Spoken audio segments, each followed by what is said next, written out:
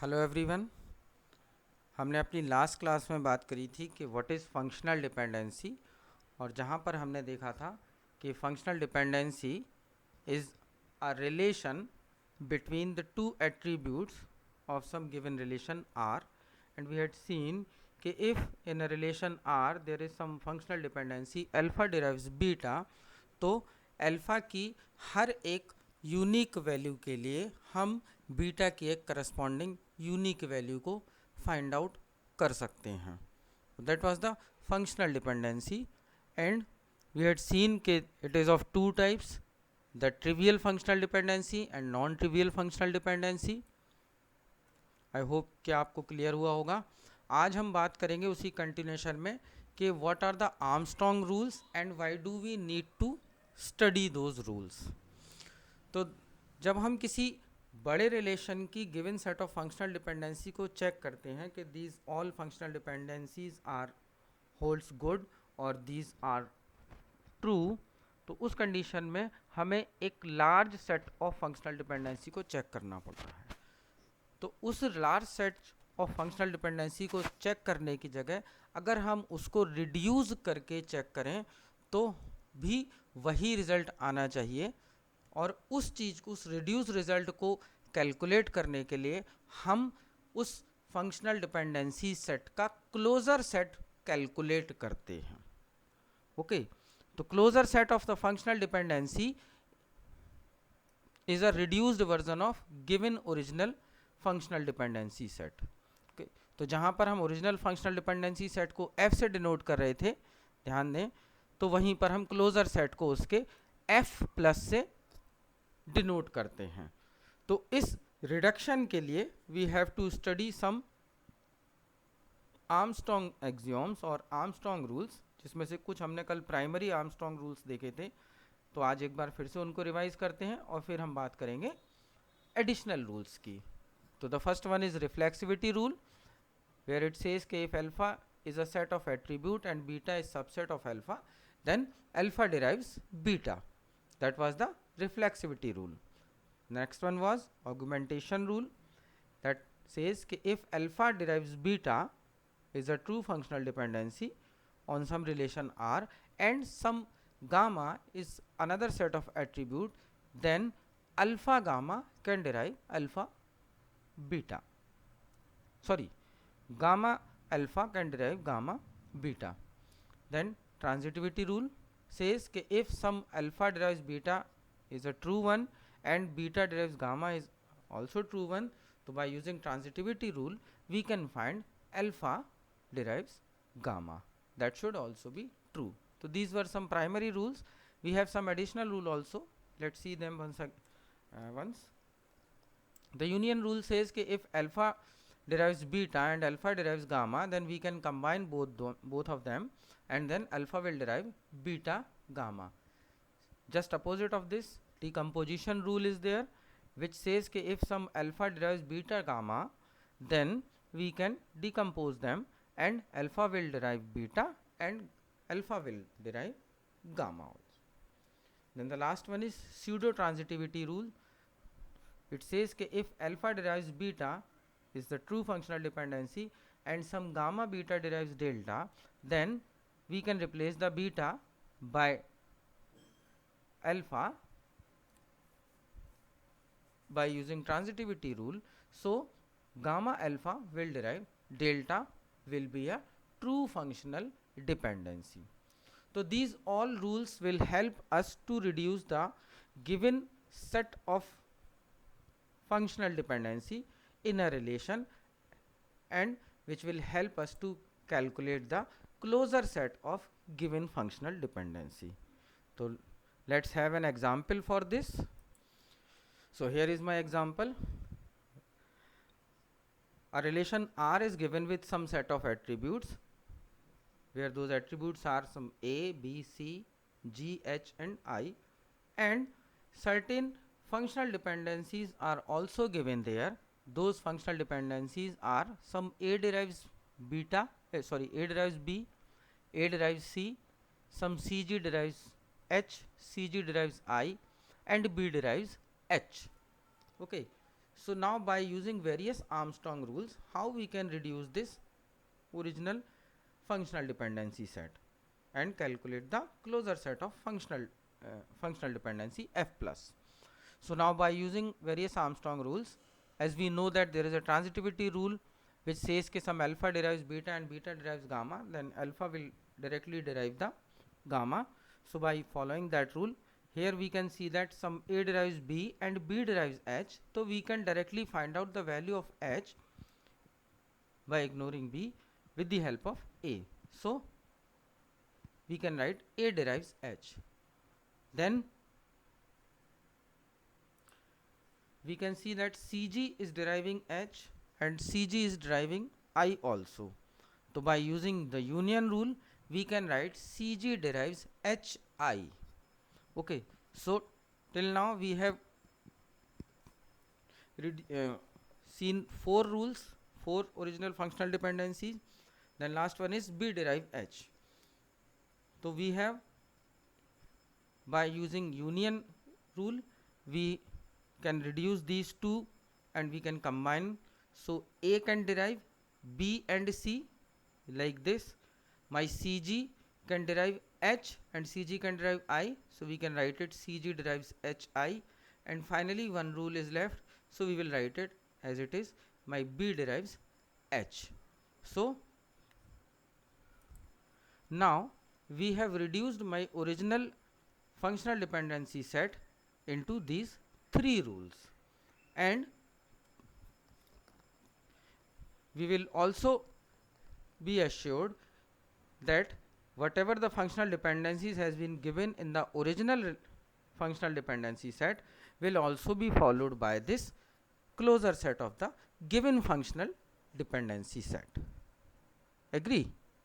इसको थोड़ा ध्यान से देखिएगा और ना समझ में आए तो एक बार और आप पूछ लीजिएगा. इसी में नेक्स्ट है steps to calculate the closure set of attributes. अभी हमने क्या बात करी थी कि हमने आर्मस्ट्रॉन्ग रूल्स को फॉलो करके उस फंक्शनल डिपेंडेंसी सेट को रिड्यूस किया था. अब हम क्या करने वाले हैं कि इंडिविजुअल एट्रीब्यूट जो किसी को डिराइव कर रहे हैं उनका क्लोजर सेट कैलकुलेट कर रहे हैं. Now again a big question कि why we need to calculate this closure set of an individual attribute. It is required to calculate the canonical cover of the given functional dependency set. That is again an important part. ठीक, तो हम पहले हमने उन rules को reduce करा था. अब हम इंडिविजुअल जो हमें रिलेशंस जो हमें फंक्शनल डिपेंडेंसीज दी हैं उनकी इंडिविजुअल एट्रीब्यूट्स को हम क्लोजर सेट को कैलकुलेट कर रहे हैं. ठीक है, ध्यान देने वाली चीज़ है, थोड़ा सा ध्यान से सुनिएगा कि ये क्लोजर सेट हमें आगे चल के कैनोनिकल कवर को फाइंड आउट करने में हेल्प करेगा, जहाँ पे कैनोनिकल कवर भी हम एक फंक्शनल डिपेंडेंसी सेट का कैलकुलेट करते हैं. Okay, so it again have three rules, and these three rules says, the rule 1 says add the attributes which are present on the left hand side in the original functional dependency. okay, जो आपकी original functional dependency में left side में जो attribute है उसको आप as it is add करें. Then second step says कि now add the attributes present on the right hand side of the functional dependency. तो nothing difficult, nothing different. It says कि जो right hand side में original functional dependency के उसको भी आप include कर लें. मतलब कि जैसे कि ये given example था कि A derives B, तो we should add A and we should add B also. ठीक, तो we have to add both the attributes. Now the third rule says कि with the help of attributes present on the right hand side, just try to concentrate कि with the help of attributes present on the right hand side, check the other attributes that can be derived from the other given functional dependencies. and repeat this process until all the possible attributes which can be derived are added in the closer set of attribute. Okay, just try to understand it once again. वो कह रहा है कि पहले तो जो original functional dependency set दिया हुआ था उसका लेफ्ट हैंड साइड को हम उसमें ऐड कर लें क्लोजर सेट में, फिर उसके राइट हैंड साइड को भी ऐड कर लें, और थर्ड स्टेप में जो राइट हैंड साइड पे एट्रीब्यूट्स दिए हैं उन एट्रीब्यूट्स के थ्रू हम और कौन कौन से एट्रीब्यूट्स डायरेक्टली एक्सेस कर सकते हैं, उनकी वैल्यूज़ डायरेक्टली फाइंड आउट कर सकते हैं, उन एट्रीब्यूट्स को भी राइट साइड में ऐड करते जाएं, उनको भी वहाँ पर मेंशन करते जाएं, तो हम एक एट्रीब्यूट का क्लोजर सेट कैलकुलेट कर सकते हैं. Let's see this example. I have mentioned some examples over there. So we have given a set of functional dependency from a relation. So the relation R having three attributes A, B and C with the functional dependencies some A derives B and B derives C. So now if we calculate the closure set of A, so it's A plus denoted by A plus, then what it said, okay, calculate the include the left hand side of the functional dependency. So that was A, so I have included A. Then include the right hand side of the functional dependency, that is B, so I am including B. And finally he is saying कि right hand side के attribute से हम और क्या क्या derive कर सकते हैं उनको भी इंक्लूड कर दें.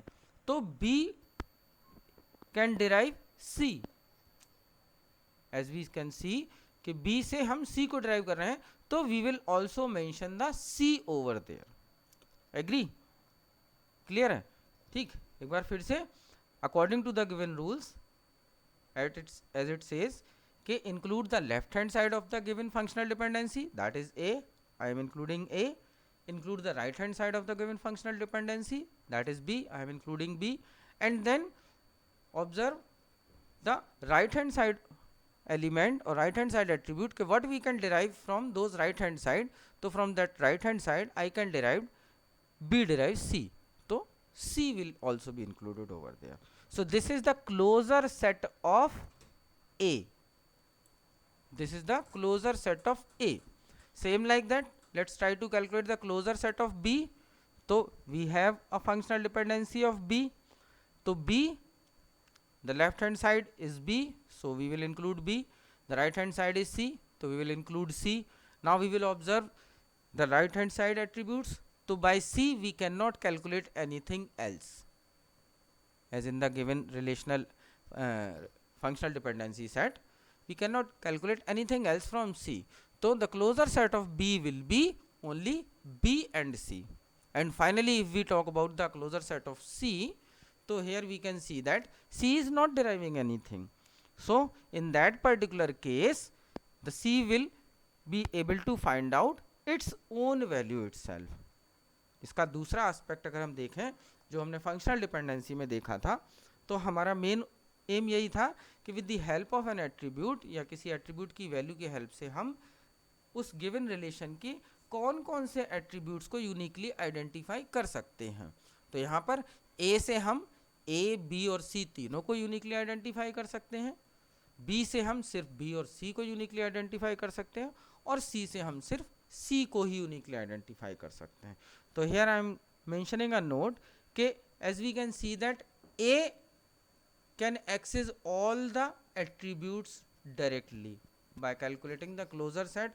So A can be defined as a candidate key of my given relation.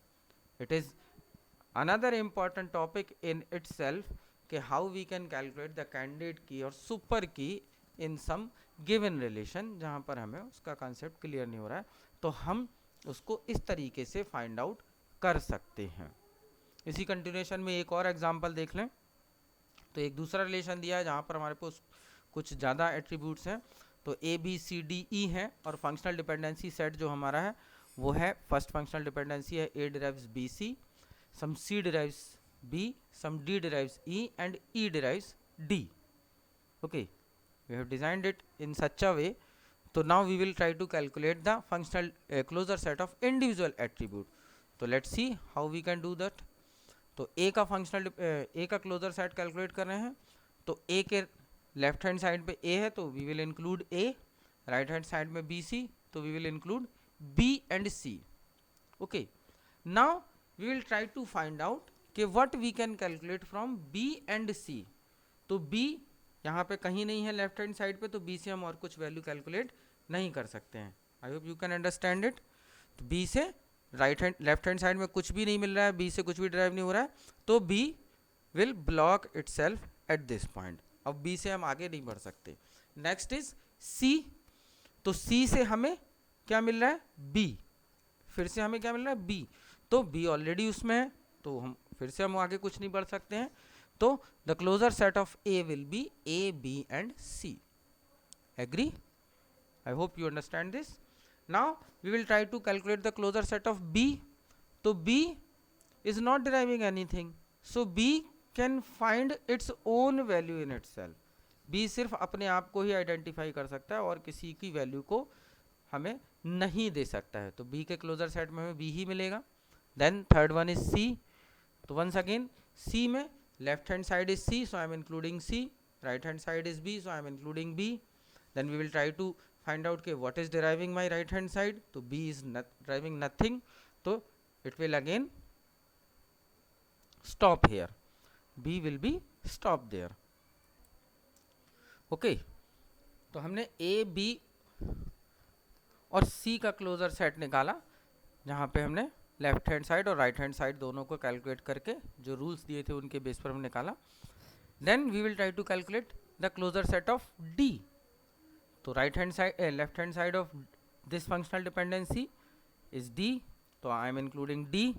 Then the right hand side is E, so I am including E. Now what we can derive from E is simply D, which is already in the closure set. Then we can observe that D is not calculating anything, E is not calculating anything. तो in that particular case ये यहीं पर stop हो जाएगा. And same like E का closure set में हम देखेंगे कि E can derive D only and E, तो सेम वन जैसे D का था वैसे ही E का निकला. तो हम यहाँ पे देख रहे हैं कि हमने पांचों का क्लोजर सेट निकाला और इस तरीके से हमने उसको कैलकुलेट कर लिया. Here we can see that कि as in earlier case we had seen कि A is deriving all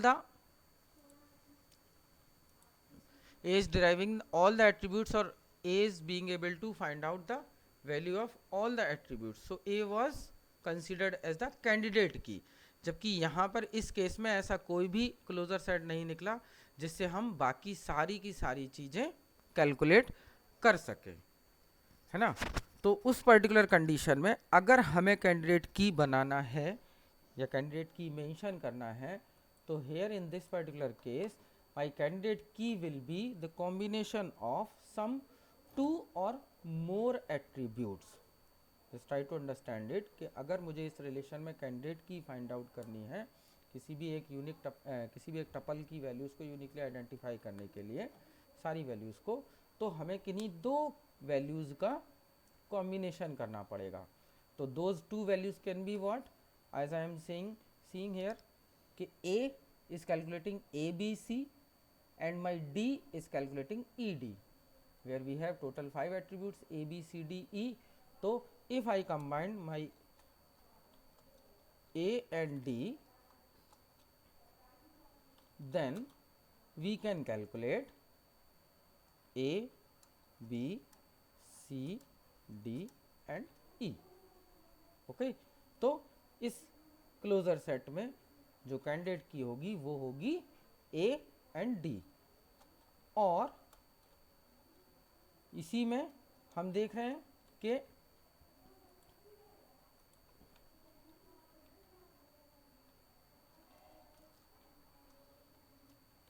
A और E को अगर हम कंबाइन करते हैं तब भी हम ये सारी की सारी वैल्यूज़ को फाइंड आउट कर सकते हैं.